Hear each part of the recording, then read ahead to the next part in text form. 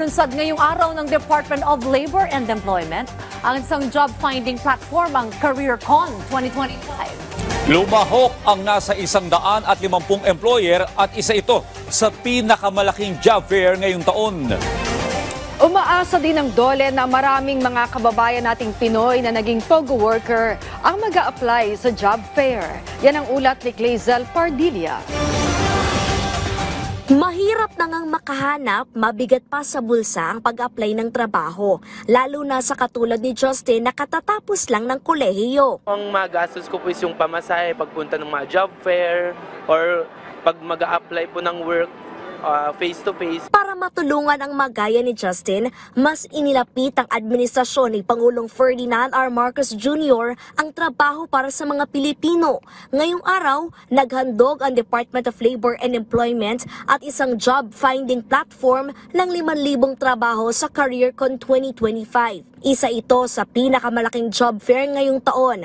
Sinalihan ng 150 employer at nilahukan ng 18,000 aplikanteng nagparehistro. Layo ng job fair na ilapit ang trabaho sa mga Pilipino at mabawasan ang mga Pinoy na walang hanap buhay. At least hindi mo na kailangang pumunta sa bawat company, hindi mo na need mag-submit ng mga resume or interviews, ganun. Kasi gastos din yon, especially pag pupunta ka sa mga iba't ibang kumpanya.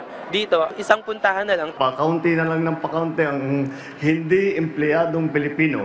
Ngunit, hindi pa kami tapos doon. Ay kailangan kung ano man ang hawak nilang trabaho, dapat tinatawag na quality job na may potential na ma-promote. Karamihan sa mga alok na trabaho ay nasa information and technology, hotel and restaurant at healthcare industry. Hindi lamang dito sa Pilipinas, maging sa ibang bansa.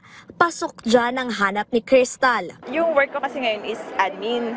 Malayo siya sa course talaga na tinapos ko, which is tourism. So gusto kong mag-career shift din.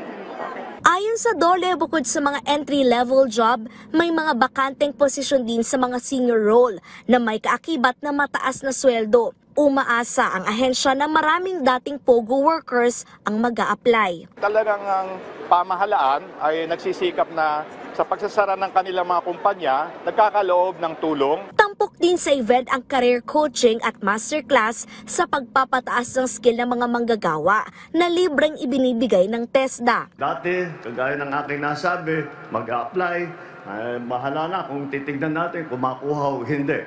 Ngayon, binibigyan po natin ng bagong kakayahan o upskilling, pinapagaling pa natin doon sa kanilang ginagawa na. Sakaling maging matagumpay, gagawin na ang malalaking job fair buwan-buwan, hindi lamang sa Metro Manila kundi sa iba't ibang bahagi ng bansa. Noong November 2024, aabot sa 49.54 milyon na mga Pilipino ang may trabaho. Nakahanda naman ang DOLE na tulungan ang mga Pinoy sa Amerika na posibleng ma-deport.